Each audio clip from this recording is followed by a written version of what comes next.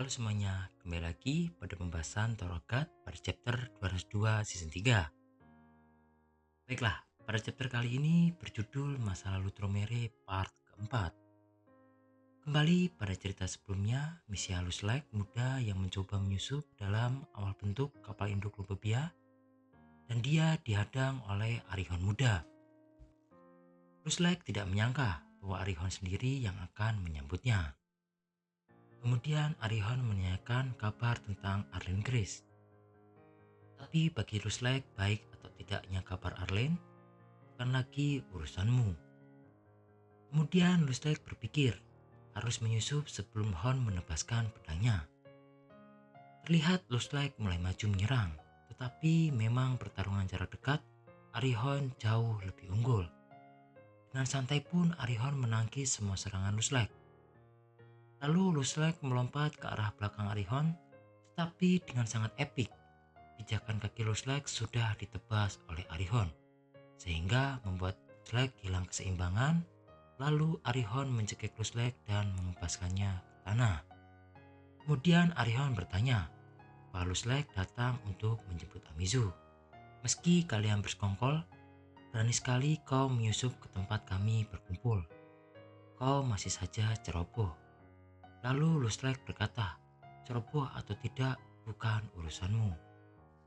Kemudian Arihon kembali memasukkan pedangnya dan memerintahkan Ruslek untuk pergi membawa Amizu.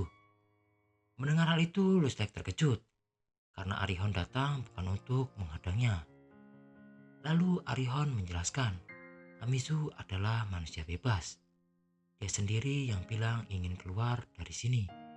Mana mungkin aku menghalanginya. Aku datang hanya untuk mengucapkan salam perpisahan terakhir. Tapi melihat kau dipanggil ke sini, sepertinya dia tidak mau memberikan kesempatan itu padaku. Beri ya, teman-teman yang disayang satu persatu pergi. Sampaikan salamku pada Arlen dan juga Vi, meski mungkin perasaanku tidak akan sampai pada mereka. Ruslek pun kesal mendengar perkataan Arihon, karena bagi Ruslek yang pergi adalah kalian. Setelah melakukan perbuatan itu, sebenarnya apa yang kalian inginkan? Tanda tanya besar apa perbuatan yang dilakukan 10 keluarga agung dan juga jahat.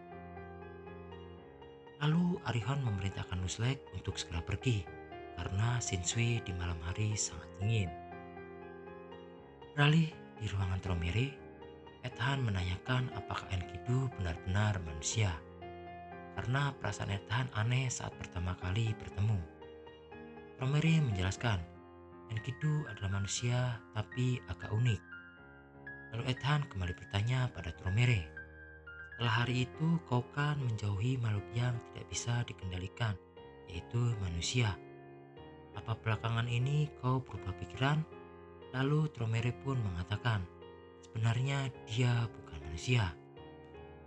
Kemudian tiba-tiba ada panggilan loket milik Tromere yang memberi laporan bahwa ada penyusup di kapal terapung.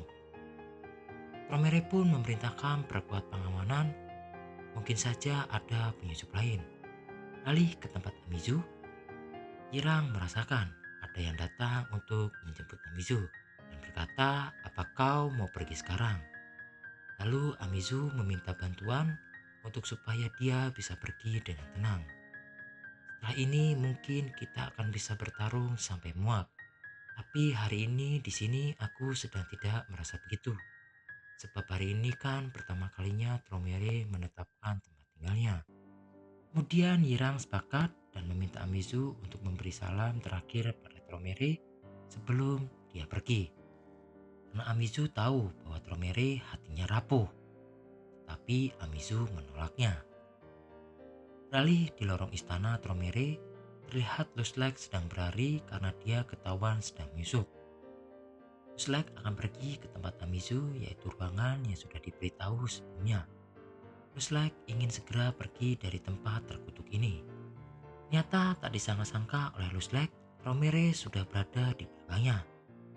Lalu panel selanjutnya Tromere bertemu dengan Enkidu. Lalu Enkidu melaporkan bahwa ada penyusup. Kemudian Tromere meminta satu permintaan pada Enkidu. Alih ke dalam sebuah ruangan, Ternyata Lusleg sudah dilumpuhkan oleh Tromere. Enkidu menyadari bahwa orang ini adalah penyusup yang sedang dicari. Lalu Tromere meminta Enkidu untuk berubah menjadi Lusleg. Beralih di tempat lain, Ethan dengan kecepatan kilat sedang mencari penyusup. Lalu bertemu dengan Yirang. Ethan menanyakan keberadaan Amizu.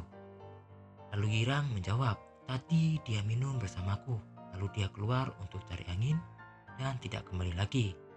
Aku juga sedang mencarinya, tapi aku tak menemukannya sama sekali di sini. Ethan berkata, jangan bilang dia mau pergi tanpa pamit pada kita. Yirang pun berkata, pokoknya dia tidak ada di sini. Mendengar hal itu, Ethan bergegas pergi dan meminta Yirang jika menemukan Amizu untuk mengabarinya.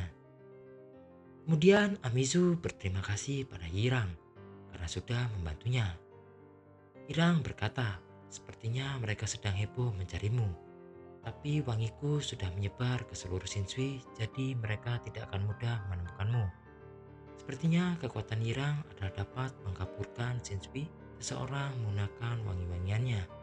Beralih di kamar Amizu, dia mengatakan, Tromere membuatkan ruangan ini karena aku selalu melihat langit-langit. Tapi aku tidak pernah sekalipun masuk ke sini untuk melihat langit-langit. Agak ironis sih karena aku ingin keluar dari rumah ini melalui jendela ini. Makanya ruangan ini menjadi tempat pertemuan.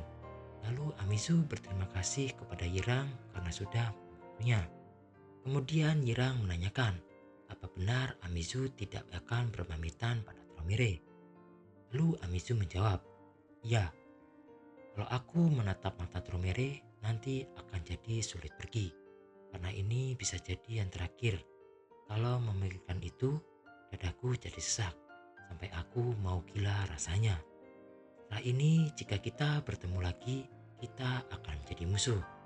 Kemudian Yirang berkata, ya kita akan menjadi musuh. Sambil mengeluarkan aura Shinsui yang dahsyat, Yirang berkata, kini kami bisa membelah gunung dan laut dengan mudah. Bisa membunuh 100, 1000 atau sebanyak apapun. Di menara ini hampir tidak ada sosok yang sekuat kami. Kami akan menguasai menara ini dan memerintahkan semua yang ada di menara. Tidak ada jalan lain sebab sekarang kami sangat amat berbeda dengan kalian. Aku juga takut pada diriku yang berubah seperti ini. Yirang sambil menangis mengatakannya. Kemudian Amizu meminta maaf sambil menenangkan Yirang. Amizu berkata, aku tidak bermaksud menyalahkan kalian. Aku tahu kalian tidak bisa menghindari hal itu. Tapi ternyata ucapanku melukai kalian. Maafkan aku, kau akan selalu menjadi temanku yang mungil dan rapuh. Pada panel ini, Yirang dan Amizu saling berpelukan dalam diam beberapa waktu. Lalu beberapa waktu kemudian saat panas dari nyala api yang sudah membara mereda, dengan kompak Yirang dan Amizu berdiri. Kini tak ada lagi gadis yang mungil dan rapuh, tapi hanya ada Yeon Yirang yang kuat dan teguh, yang akan menjadi salah satu dari 10 keluarga agung. Dan untuk selanjutnya, dia akan menjadi musuh untuk Amizu. Lalu mereka berdua pun memberi salam terakhir. Tak lama dari situ, sosok Enkidu yang berubah menjadi Lusleg tiba. Melihat itu, Amizu terkejut mengapa masuk lewat pintu, karena seharusnya melewati jendela. Enkidu beralasan dengan wajah panik bahwa dirinya ingin ke toilet. Mendengar hal itu, Amizu sangat-sangat marah. Di waktu segenting ini malah banyak tingkah dan tidak waras. Sifat cerobohmu itu tidak pernah berubah.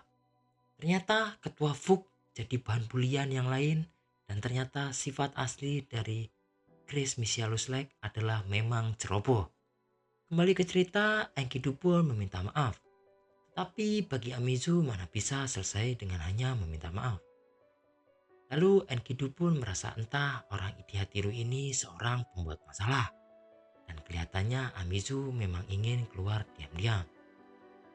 Lalu Enkidu kaget karena ini sifat asli Amizu.